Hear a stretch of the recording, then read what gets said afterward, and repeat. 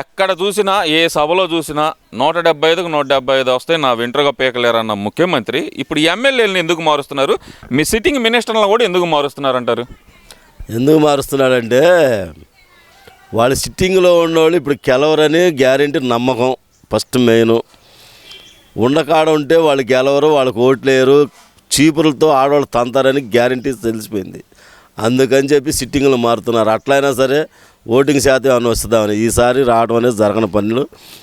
ఎన్ని మార్చినా, ఎంతమందిని మార్చినా, ఎంత చేసినా, కొత్త వాళ్ళని వేసినా, పాత వాళ్ళని వేసినా ఇక రావడం అనేది జరగని పని. ఈ దెబ్బతో ఊడ్చుకొని పోవటమే, దాంట్లో డౌట్ లేదు. ఏమి వెలగబెట్టాడని గెలుస్తారు, ఏమి వెలగబెట్టాడని 175కు 175 అంటున్నాడు.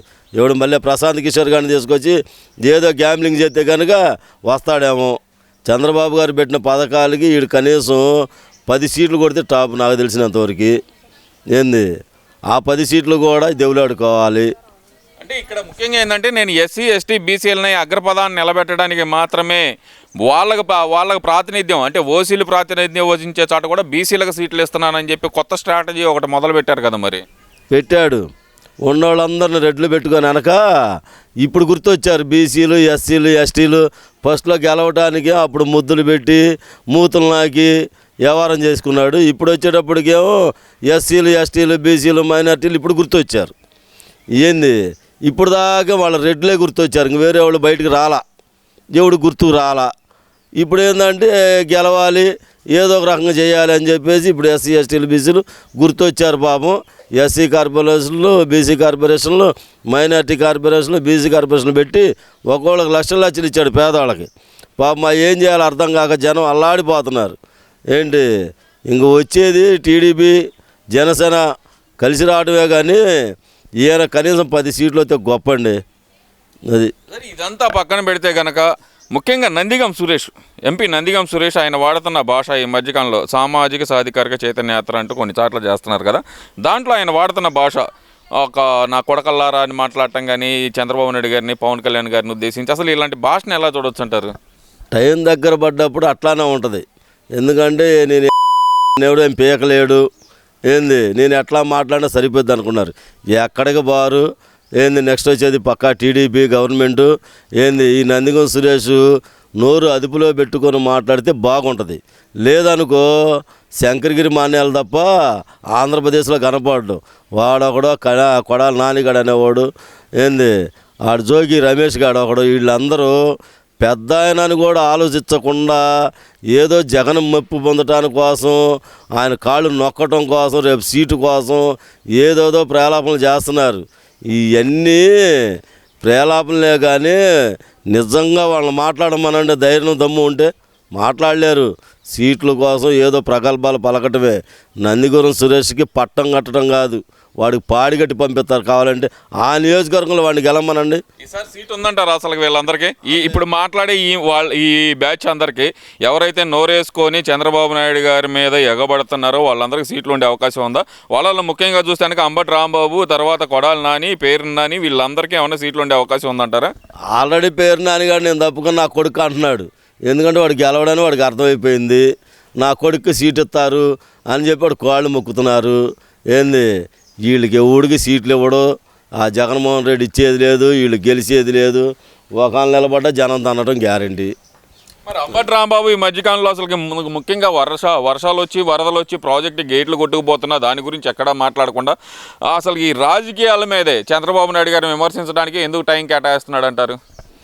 వాడికి నీటిపారుదల శాఖ ఇచ్చి వాడి కనీసం ఆ నీటిపారుదల శాఖలో కనీసం ఎక్కడ ఏముందో కూడా వాడికి తెలియదు. కానీ వాడు పేల్తాడు. వాడేం మాట్లాడుతూ వాడికి తెలియదు.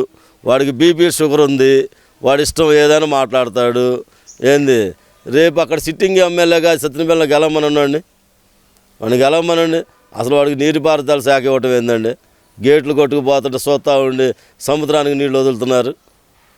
అసలు ఏమన్నా వాడికి అసలు ఇంకా బూతులు వస్తాయి మాకు. వాడు కొత్త సరే ఇదంతా ఒక ఎత్తు అయ్యేదానికి ఇదే అంబటి రాంబాబు 10 సంవత్సరాల ప్యాకేజీకి జనసేన తాకట్టు పెట్టాడు పవన్ కళ్యాణ్ అంటూ మాట్లాడుతున్నారు కదా. మరి ఆ వ్యాఖ్యలను ఎలా చూడొచ్చు అంటారు? ఇప్పుడు మన మీద రాయబడిద్ది అనుకున్న టైంలో పక్కనోడి మీద రాయాలని చూస్తుంటాడు.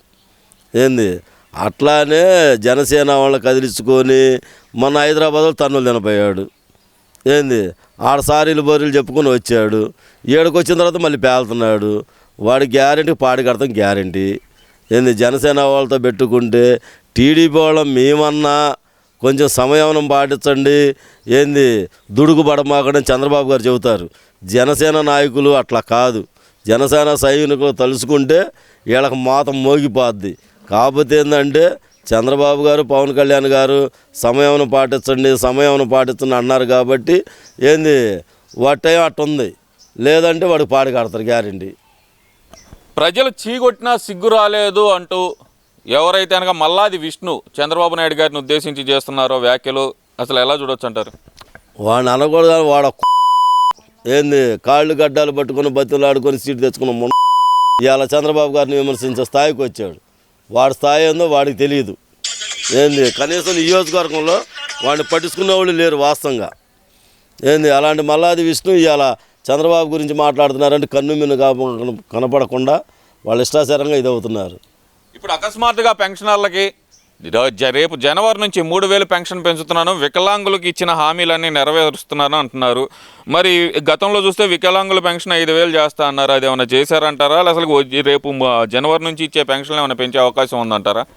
వాడు ముఖానికి 3,000 రూపాయలు ఇస్తాను వితంతువులోకి ఏంది వికలాంగులకు అని చెప్పేసి 250 రూపాయలు సంవత్సరానికి 250 పెంచుకొచ్చాడు.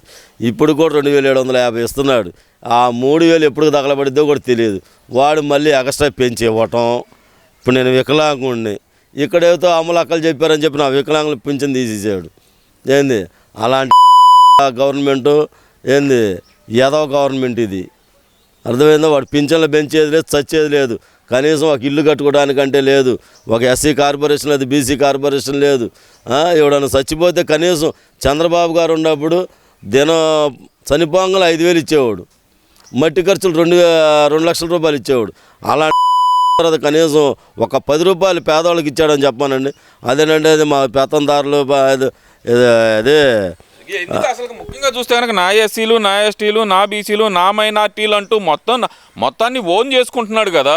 రేపు వాళ్ళే కొట్టేది. రేపు ఎస్సీలు ఎస్టీలే ముందు ధన్యవాది ఎవరా అంటే ఎస్సీ ఎస్టీలే. ఆ రోజు నేను ప్రార్థనకి వెళ్తున్నాను, మా అబ్బాయి ప్రార్థన చేస్తున్నాడు, నేను ప్రార్థన చేస్తున్నాడు. ఏంది అమ్మ మా అబ్బాయిని గెలిపించండి అది అంటే ఏదో ఆ స్వామి పేరు చెప్పుకొని, ప్రభు పేరు చెప్పుకొని ఓట్లు వేసారు. ఏదో మన రాజశేఖర రెడ్డి గారు చేసినట్టు చేస్తాడేమో, పరిపాలన బాగుంటుందేమో, ఒకసారి చూద్దాం చెందుదాం అని చెప్పి వేశారు. దానికి తగ్గట్టే చేశాడు. ఆంధ్రప్రదేశ్ మీద కక్ష కట్టి ఏంది కావాలని దోచుకుంటున్నాడు తప్ప ఎస్సీ ఎస్టీలు బీసీలు మైనార్టీలకు వరగబెట్టింది ఏమీ లేదు. ఏంది మొత్తం వాళ్ళకే పట్టాలు కట్టుకున్నాడు, వాళ్ళకే వ్యవహారం చేసుకుంటా ఎవరిని కింద స్థాయిలో ఉన్న వాళ్ళని పేదవాళ్ళని ఎవరిని కూడా 10 రూపాయలు ఇచ్చి బాగు చేసింది లేదు. 10,000 అమ్మఒడి అని ఇస్తున్నాడు, మొగుడు దగ్గర 30 అన్నాడు. అసలు రేట్లు పెంచితే జనాలు తాకుండా ఉంటారని రేట్లు పెంచాను అంటున్నాడు కదా. ఇప్పుడు కష్టపడేవాడు సాయంత్రానికి కనీసం ఒక 90 ఒక క్వార్టర్ మందు తాగాల్సిందే కంపల్సరీ. అది ఏంది అటన్ను నువ్వు రేటు పెంచి తాకుండా ఉంటాడు, తాగేవాడు తాకుండా ఆగడు. నువ్వు రేటు పెంచినా, నువ్వు ట్యాక్సులు పెంచినా ఏదైనా సరే తాక మానడు. సాయంత్రం దాకా మట్టి పని చేసేవాడు ఉన్నాడు, మన సున్న పని చేసుకునేవాడు ఉన్నాడు. పగల పొద్దుగూలు కష్టపడి సాయంత్రానికి ఒళ్ళు నొప్పులు కొండి 90 అన్న తాగాలి. ఆ 90కి మళ్ళీ నువ్వు రేటు పెంచి వాడిని బలహీనపరిచి వాడు పెళ్ళాం పిల్లల సొమ్ము తిని రక్తం జలగబిల్చినట్టు పిలుస్తున్నావు తప్ప ఏంది పేదవాళ్ళకు వరగబెట్టింది ఏం లేదు. నేను మీ బిడ్డని అంటున్నాడు, ఒక బిడ్డలాగే ఉన్నాడు అంటారా? అసలు ముందు మీ బిడ్డని అంటున్నాడు. ఎవడికి పుట్టాడు అడగండి. రాజశేఖర రెడ్డి గారు ఉన్నారు, సూపర్ నెంబర్ 1. ఏంది కనీసం ఆయన చేసిన దాంట్లో 10 పైసలు వంతన్నా కనీసం ఏదన్నా మంచి పని చేశాను చెప్పానండి. అమ్మఒడని ఇచ్చాడు. అమ్మఒడు ఎవరు 4 పిల్లలు ఉంటే ఇవాళ ఆడకూతురు వెళ్ళి తొడయాలు తీసుకుంటే వచ్చే సాయంత్రం 200. అమ్మఒడని 15,000 ఇస్తున్నావు. దాంట్లో కోత లెటన్ తోటికి ఒక 1,000 రూపాయలు, మళ్ళీ దేనికో అని చెప్పి ఒక 1,000 రూపాయలు, 13,000 చేతికిస్తున్నావు. ఈ లోపల ఈ 13,000 తీసుకెళ్ళి మొగుడు తీసుకెళ్ళాం 40,000-50,000 సంవత్సరం మొత్తం మీద 1,00,000 అమ్మఒడి నానబుడ్డి సరిపోయింది దాని లెక్క. ఫీజు రింబర్స్మెంట్లు సరిగ్గా ఇచ్చావా పిల్లలకి? కనీసం విద్యా దీవెన అన్నావు. విద్యా దీవెన 100 మంది ఉంటే కనీసం మీ వాళ్ళు ఎత్తుక్కొని 20% 25% ఇచ్చావు. తక్కువ 75% ఏమవుతారు? ఇప్పుడు నా ఇంట్లోనే చూసుకుంటే నాకు 3 పిల్లలు, విద్యా దీవెన లేదు, ఫీజు రియంబర్స్మెంట్ లేదు. అదే చంద్రబాబు గారు అయితే సంవత్సరం కాలేజీకి అట్లా పడిపోతాయి ఫీజు రియంబర్స్మెంట్. 3కి 2కి నెంబర్ 1కి పడిపోయిన వాళ్ళ చదువులకు మేమంతా 17,000 18,000 కట్టాం. ఇవాళ మా అబ్బాయికి 1,25,000 కడుతున్నాం సంవత్సరానికి. నువ్వు వరగబెట్టింది ఏంది మాకు? పేదవాళ్ళకి పెత్తందారులకి యుద్ధం. ఎవడు పేదోడు, ఎవడు పెత్తందారులు? ఏంది పేరే పెత్తందారుడు. ఎందుకంటే రుషికొండ మొత్తం దోచుకున్నాడు. తులసి భారతదేశం మళ్ళీ సంపాదిస్తాం లేదో వస్తుందో లేదో అక్కడ ఈ బిల్డింగ్లు కట్టుకొని అనభవించ వచ్చని వండే చాలక మళ్ళీ మళ్ళీ అది. Thank you.